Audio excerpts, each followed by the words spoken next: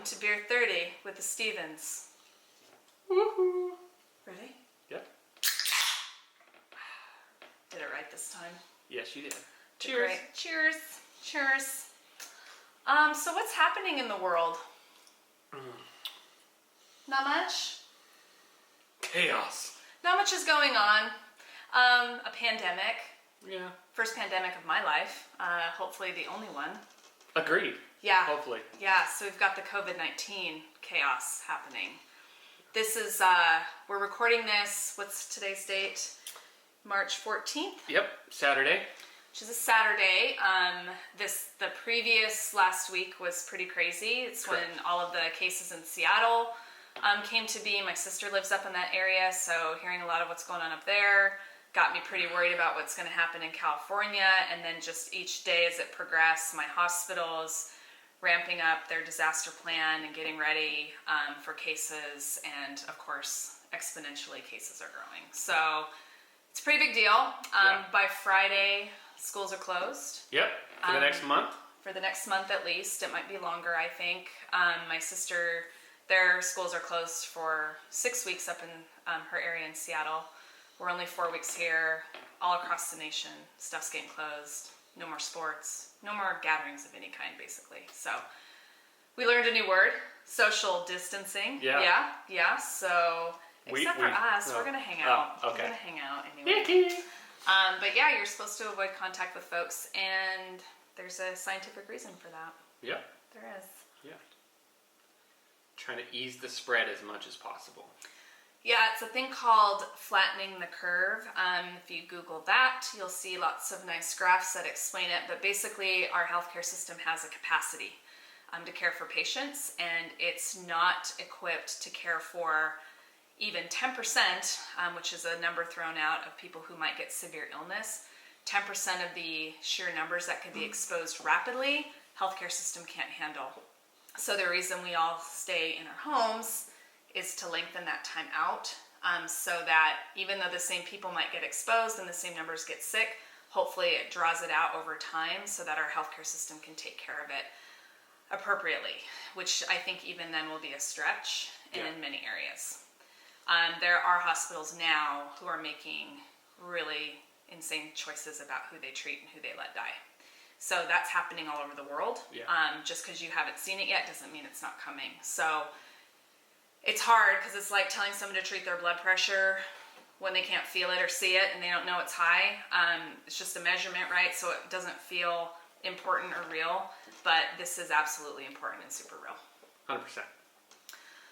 So yeah. So what can we do? Well, I think it's important to stay home as much as possible. Just go out to get the essentials you need. Maybe don't buy every supply up off the shelf. Correct. Everything's already gone. It's crazy. Yep. Do that. So that would be step one. 2 would be if you do feel ill, you should not expose yourself to other people. If you have a fever, which is one of the most common signs of this illness, and you feel like you have a respiratory something going on, especially if you think that you've been exposed to somebody else with COVID-19, then in our area, you call 211 or you call your doctor, and then they will guide you on whether you need a test or not. Part of the real problem with this is we haven't been testing as many people as we should for the size of our population, so we don't really know a rate. It's probably much higher than we think, and we just don't know where the virus is going. And we don't have enough tests to just test any old person who thinks that they might have it, so they're really limiting them to patients who have symptoms and have a reason to probably or maybe have COVID-19. So just because you feel sick and have a fever doesn't mean you'll get a test. That's up to doctors and public health officials, but you should definitely seek that out if you're feeling sick. Most people are not dying from this, but they are suspecting the mortality rate is higher than the normal flu. At first it seemed like it was less. I think it's more now, and especially in older people. So that's a real concern. Yeah. And even if you have mild symptoms, no symptoms, and that includes kiddos, you can still spread the virus. You can become a carrier and breathe it, cough it out onto other people. So you don't really know if you're giving it to others, which is the scary part, right? Because it can be all, I could have been exposed at work last week. I don't know. Yeah. I haven't felt sick, but that doesn't mean I don't have it, which is why you got to control that. And that's why kids are all out of school, because they're little vectors of viruses and germs, right? So luckily they're not getting sick and dying, it doesn't seem like. So. They seem to be more of a carrier than anything. So. Yeah, so it's really just stay home. Yeah, be careful. One of the issues that I see happening, especially with the schools closing, with parents still having to work, is oftentimes grandparents come in and watch kids, that kind of thing, which is pretty dangerous at this point. It is really high risk of having those kiddos that don't really have symptoms and don't really have issues with this type of virus, just passing it on to the grandparents. So, yeah, just because, and that goes for adults too, like just because you're not sick doesn't mean you can't give your virus to someone else and then they have a very bad response. And anyway, and that could be very dire for older people. And we don't know yet, I think, quite enough to know how many will come down with severe illness. But I'll tell you what, you also don't want to have another issue going on that requires hospitalization when COVID-19 patients are, overrunning the facility. So that's really what we're trying to prevent. And you also don't need all of our healthcare workers becoming ill. Yeah. But this is super tough because the ramifications to our economy, our small business owners, everybody is going to be huge, and it is huge. Yeah. And it's just, I think it's just now starting. So take care of yourself. Yeah. And I think as someone like myself who is technically a small business owner, yet I won't have a direct impact because most of the things that I do in the marketing world is all done online. So it's not a direct impact, but there's plenty of businesses that are service businesses or restaurants, that type of thing, that do depend on people coming in there daily. So I think there's some things out there that I've seen already posted on social media, posted on websites, that kind of thing, of figuring out ways to offer like meal pickup, that kind of thing, where you're not necessarily, so that basically you're paying with a credit card over the phone, you prepare the meal, you stick it out on the front counter type of thing, that person comes in, picks it up. There's all sorts of different options available. So I do still fully believe in supporting small businesses, especially during this time of kind of dire need. But you also need to be very protective of yourself and your family, and trying to figure out what's best. Yeah, I guess for us, I'm not super concerned that myself, Cody, or Josie will actually get super sick and require major medical care if we're exposed. But I don't want to put other people at risk. So if I'm carrying it right now, this guy's probably going to get sick, right? Or he'll get it. I'll get it. And Josie will, just like when a kid brings home influenza, right? The whole family gets sick. But we have to be responsible. Even if it's annoying and frustrating, we can't just run around the whole community just because we're not sick, right? That's not how this works.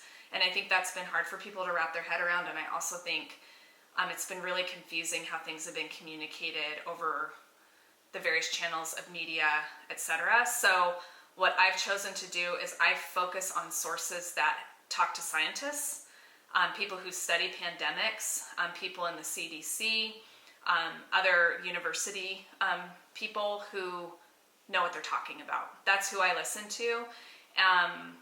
On social, I've been following positive people only, which I have been doing for a while, but I want to see people that are not gloom and doom, but people who are, reminding me to continue my healthy habits, find joy every day, think of gratitude, because there is a silver lining always in all of this.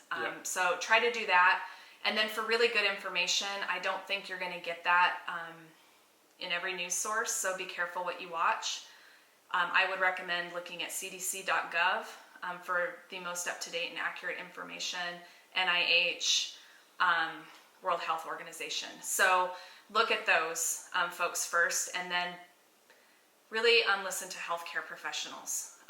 They're at the front lines, and they're dealing with this, and they're seeing the gravity of what this virus is bringing to our country, and I truly believe this is just starting. So this is in March, and we'll see what we say, a couple weeks from now, but it's rapidly changing. Yeah. And I think we're going to see lots of cases all over the country and a real impact to our healthcare system, drug shortages, supply shortages.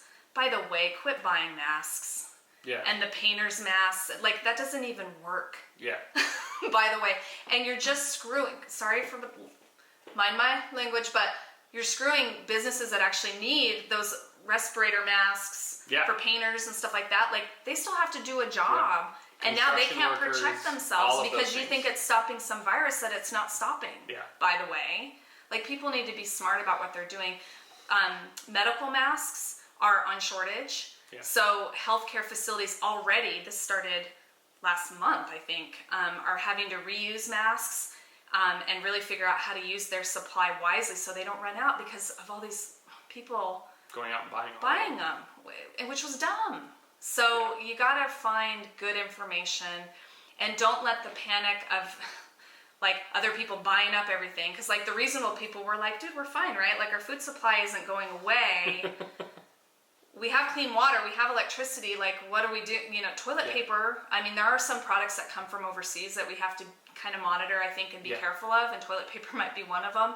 But people freaked out, bought up everything, and then the normal people that weren't freaking out were like, well, maybe we should be freaking out. Yeah. And then all of us start well, maybe we should stock up on some stuff, because now I'm worried it won't be there when I need it. Yeah. And so it's this snowball effect that causes shortages that didn't need to be there in the first place. It's frustrating, but we are where we are. Shelves are empty. Yep. And I think we just, from here on out, hopefully more reasonable approaches will be taken to kind of conserve supply and just limit contact with folks. And then we'll see the virus not grow so rapidly and so quickly. And then it'll take months, though. Hopefully by summer, we'll be seeing a downward trend of cases. And people are working on antivirals that may treat this. A vaccine is still going to be a year-ish out. But hopefully by next cycle, because this will probably come back again. And then when other countries lift their quarantines and stuff, we'll probably see another bump in cases and that sort of thing. So it'll be a while. I don't think this is ending anytime soon. But the more people do initially, I think we'll make this better. So hopefully, without strong government mandates, people will just do the right thing. Yeah. We'll see. But thank you for joining us. Oh, wait. One more thing before we end. Okay. Sorry, how long have we been talking? You're good. We okay? 12 minutes or so. Let's talk about the things that people could think of doing so they don't lose their mind. Okay. Over the next month. I definitely think a good option is, whether that's just alone or you and your kiddo, is starting to look at working out at home. There's lots of different options available to get some exercise in at home. Mm-hmm. I know our gym is even going to be offering some things, showing some different demonstrations, showing some different options of working out at home. We also have a good friend of ours that does Beachbody, and there's a lot of different apps online, all of that kind of stuff that you can do. There's stuff that streams, I know Netflix. Okay, can I just say, thank goodness this pandemic has happened for us in the era of the internet. Yes, 100%. I'm a little worried Netflix might crash. I don't know. With as many people. Yeah. Yeah. But that's a great idea to try and get into a routine. Similar to maybe if you go to a gym, similar to what you do there at home. That's a great idea. My sister called this earlier today. We were chatting, and I was like, I think I'm going to clean out Josie's playroom finally, go through all the stuff. And so she called it COVID-19 Kondo, Kondo, so the Marie Kondo method. COVID Kondo, 2020. Kondo. So I think a lot of people might go through their whole homes, right? You're stuck in here anyway, you might as well clean it up a little bit. Declutter, clean, that kind of stuff. Yeah. Figure out what you're going to donate. Yep. I think Lex, our friend Lex, had posted some stuff too, read the book that you've been wanting to read. Yeah. Maybe there's some crafty projects.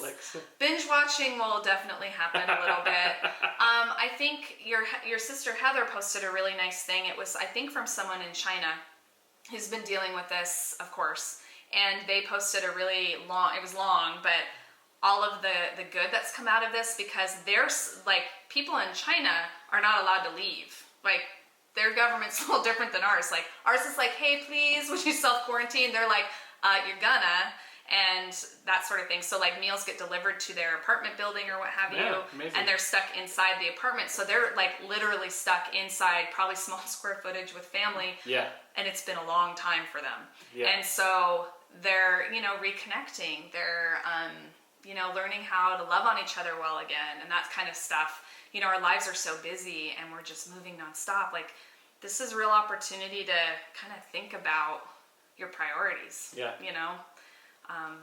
I like it. Yeah, it's kind of neat. Yeah. So there's those things. You can still get out. I mean, I know like the races are canceled, like Spartan canceled, our trail runs are canceled, all that stuff, but you can still go for a run on your own. Yep. You can do competitions virtually, like on Strava or other apps. Yeah. So you could still have a Garmin. Virtual Yeah. half marathon if you didn't get to do yours. And or a lot 5K. of those races are actually having a virtual race of almost every type. So whether you are planning to run your 5K, 10K, half marathon, full marathon, 50K, whatever, they're actually having the majority of those going online, where if you still race, you still put in your time, you still put in the effort, you send them your specs from whatever platform you have, and they'll send you out the swag and everything else. They'll just mail it to you. It's pretty cool. So pretty awesome. And then some people are planning a road trip. Like your kids are going to be out of school forever. For a month. What are you going to do? At least a month. What do you want to do? Yeah. I mean, if you can take the time off and maybe have an extended spring break and do road trip to state campgrounds or other places you don't think are going to be packed with people, that's a great option too. Learn on the road. I don't think it's realistic to think working families who are going to continue to work, even if it's from home, can homeschool and do a full-time job or even a part-time job and all of that. I mean, people are going to be taxed. So if you do happen to have the luxury of paid leave or something like that, maybe now's the time. If you don't have the luxury of paid leave, I've already seen some posts of folks who are offering childcare, at least in our area. Yeah.